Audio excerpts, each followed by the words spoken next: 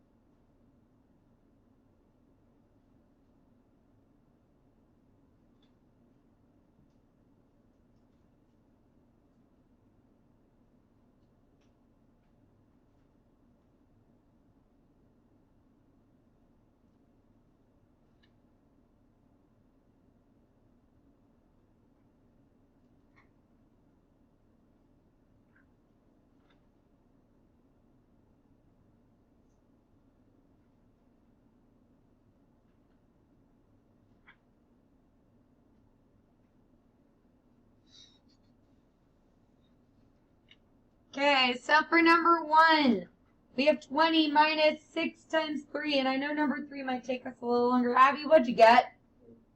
You got 2? Okay, Nevaeh, do you agree or disagree? 2, like D as in dog, 2? You agree. Good, so do I. Wasn't a trick, just asking. Okay, yes, Miss Abby. For number 2, you want to tell me what you got? Okay, tell me what you got. You got C. Ezra, do you agree or disagree? Give me an agree or disagree. All right, thank you. Sorry, hard to hear. Good, so we got C. Because order of operations say we add 15 and 3 first to get 18. So then you have 2 times 18 that has to happen next because you multiply. So you get 36. Then you need to multiply 11 and 2 to get 22. 36 minus 22 is in fact 14. All right, the next one. This one is a little bit trickier. All right, Zoe, what'd you get? B as in boy? Okay. Luke, did you agree or disagree?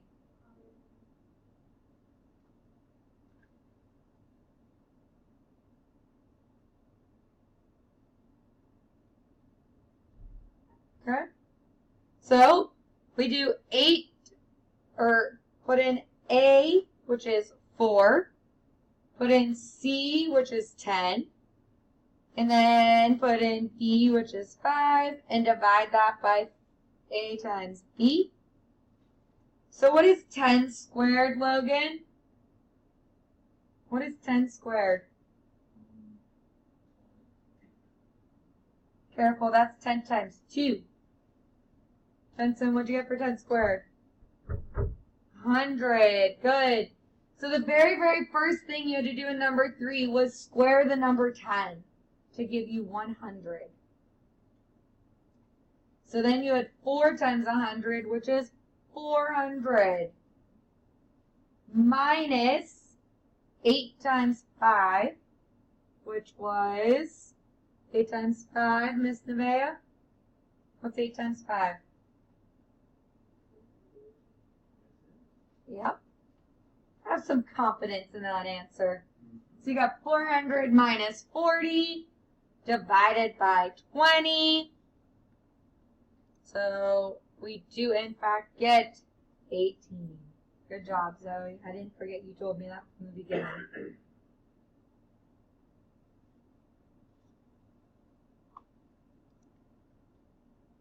Okay, so we are in 1-3. We're going to be using the order of operations to simplify and recognize properties of equality. So a lot of this unit is being able to recognize our properties.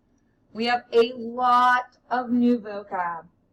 So one of our first new vocab words is equivalent expressions. Nevaeh, will you read me my definition, please? Yep. Fantastic. Equivalent expressions. Two expressions that represent the same number. Okay, Zoe, read me my definition for additive identity.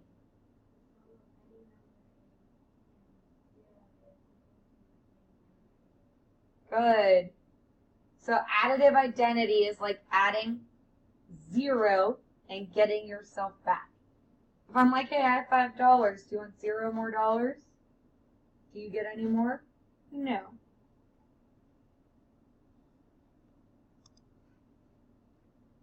Okay, Logan, can you read the definition of additive inverse?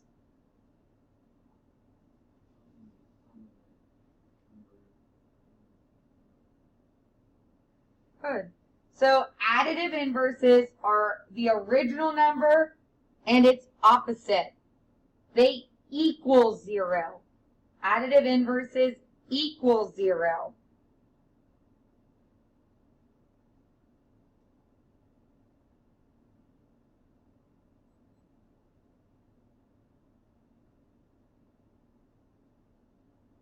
Everybody get their blanks filled in okay?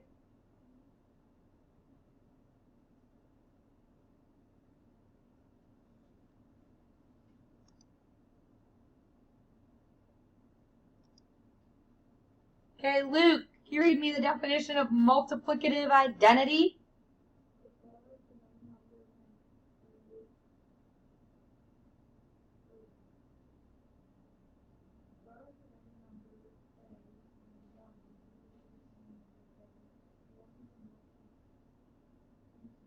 You're good. Multiplicative. Fantastic. So multiplicative identity says you can multiply anything by 1 and get itself. You multiply anything times 1 and get yourself.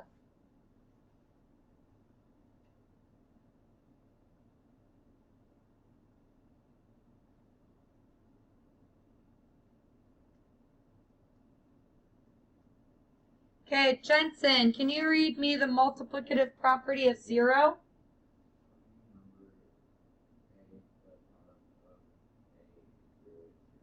Good. So basically, if you multiply by the number 0, you get 0. You multiply by 0, you get 0.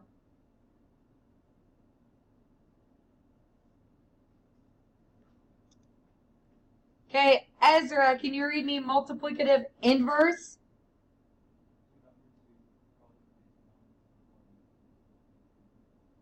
Perfect. Two numbers, when you multiply them together, you get the number 1, are inverses. We used to call these reciprocals. Miss Abby, will you read me the definition of reciprocal? Yep. Fantastic. Reciprocal is the same thing as multiplicative inverse. It's just the mathier word. There is one number in the entire world that has no reciprocal. The number is 0. One number in the whole number universe that has no reciprocal is 0.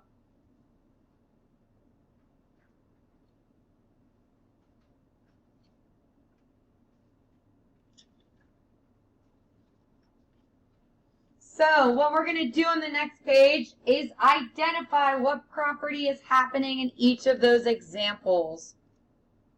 Ooh. No, can't thank me yet. I took it away. Okay, so in number 1, we have 14 times 1. So flip back, kind of look at your examples and say, okay, what example multiplies by the number 1? And write it down. -4 plus 4 equals 0. What example adds up to 0? And the hint is adds.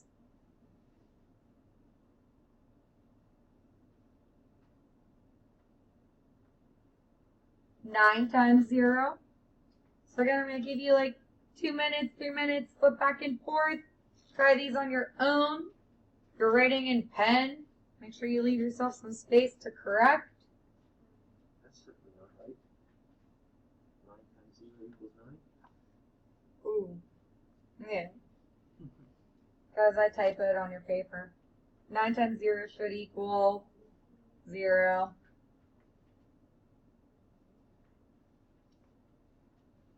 Sorry. That's what happens when I type my own worksheets.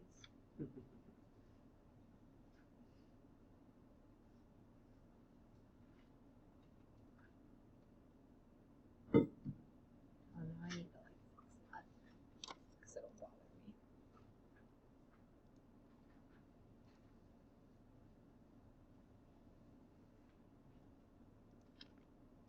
I really thought I set those to be mouse clicks.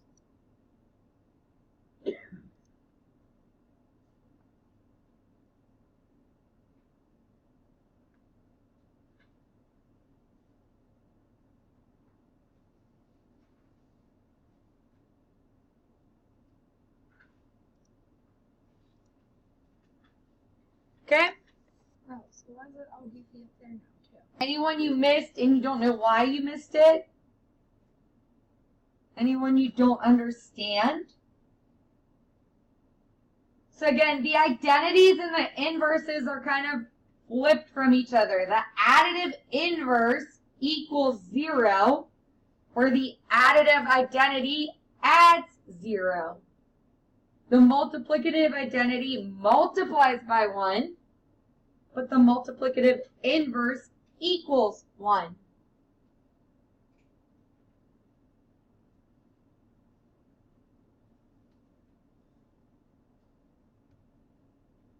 Okay?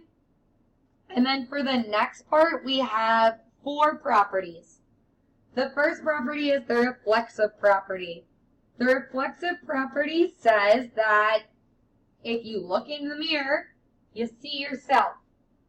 The reflexive property in math is the same way. 2 equals 2.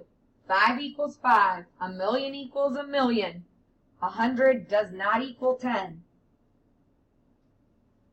Reflexive property says you equal yourself.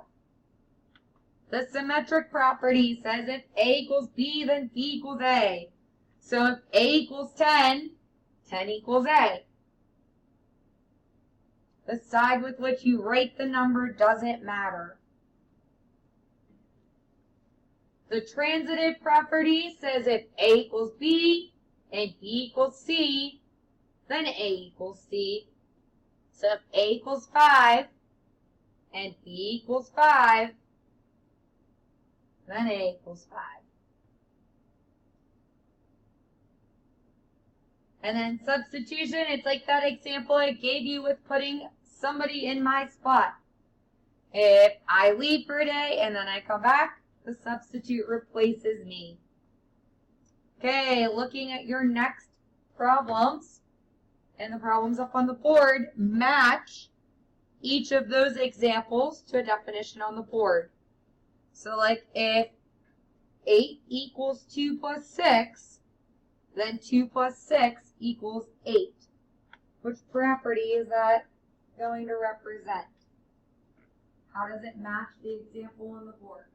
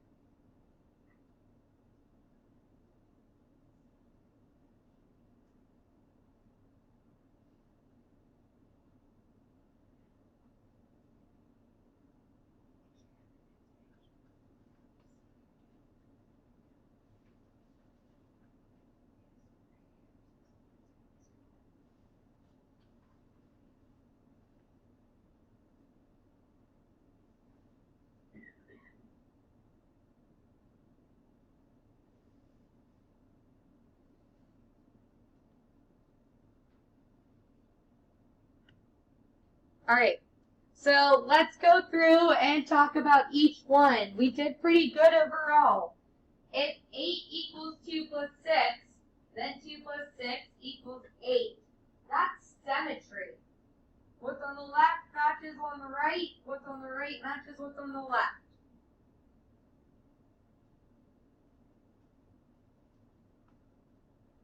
The next example is substitution. If I tell you n equals 11, then 4n equals 4 times 11 because you substituted n equals 11 in for n. 5 equals 5 is the reflexive property. Now the next one, this one's a little tricky. If 6 plus 9 equals 3 plus 12, so the 6 plus 9 is kind of like the A, the 3 plus 12 is like your B, and then and 3 plus 12, so there's the B again, equals 15, 15 is your C, then 6 plus 9 equals 15 is your A equals C. That's the transitive. A equals B and B equals C, then A equals C.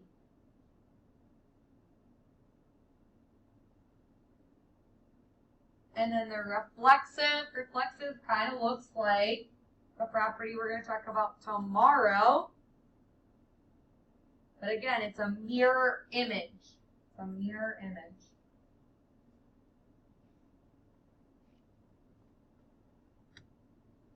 Okay, so the next part, this is the part that's going to be most like your homework.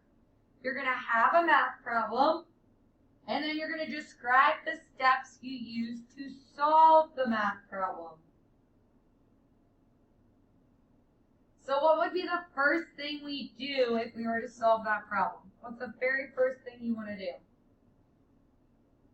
What do I do first?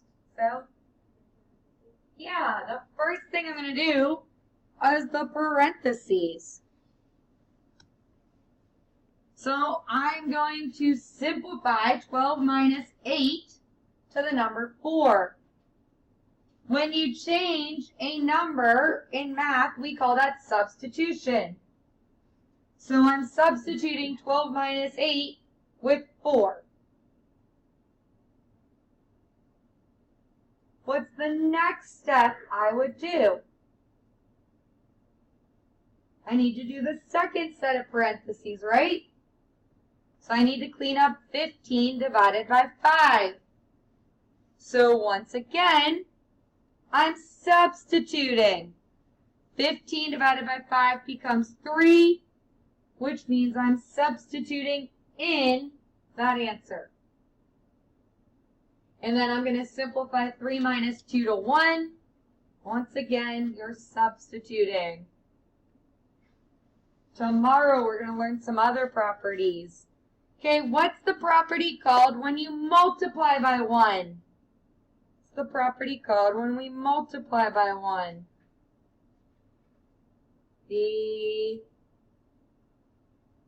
What do you think, Luke?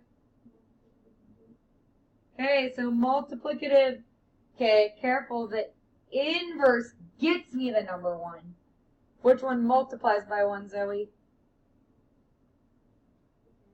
The identity. Good.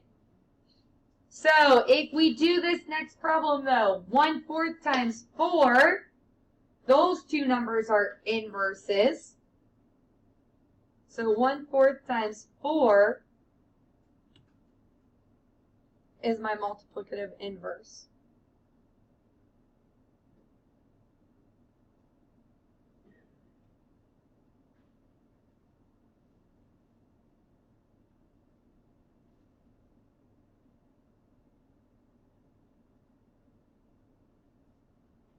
Well, 1 went away.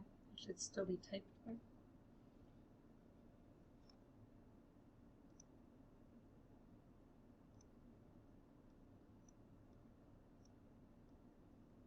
So when you multiply by 1, that's your identity. And then if I add 1 times 3, add 1 times 3, wow. Add 1 plus 3,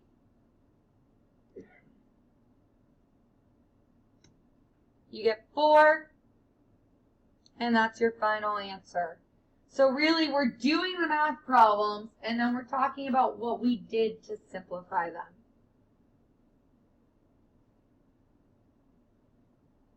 Let's look at another one, because I want to make sure you know what those mean.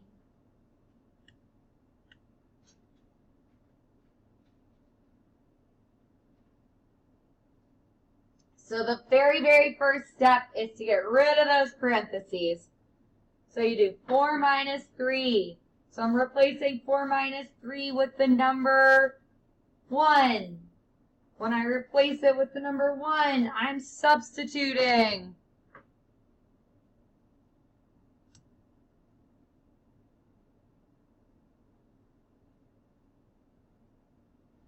Next, I would do multiplication. So 5 times a fifth. 5 times 1/5. Oh, negative 7 times 1, sorry. Is the identity. Anything times 1 is your identity. Now I want to do my 5 times 1/5. That's your inverse. So identity is times 1, inverse becomes 1. Identity is times 1, inverse becomes 1.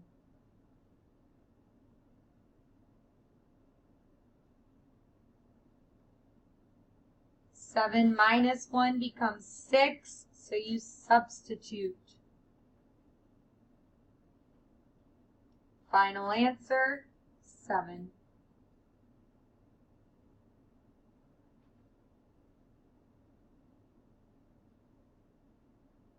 So I'm going to leave that example up on the board. And then on the next page, it's set up for you that as you work through your homework, the first problem is like the 2 examples we just did. The math is kind of done for you, so you're going to tell me what steps happen. The last 4 problems, you have to actually do the math and give the property. So the first 2, I do the math for you. You just tell me the property. The next 4, you have to do the math and the property.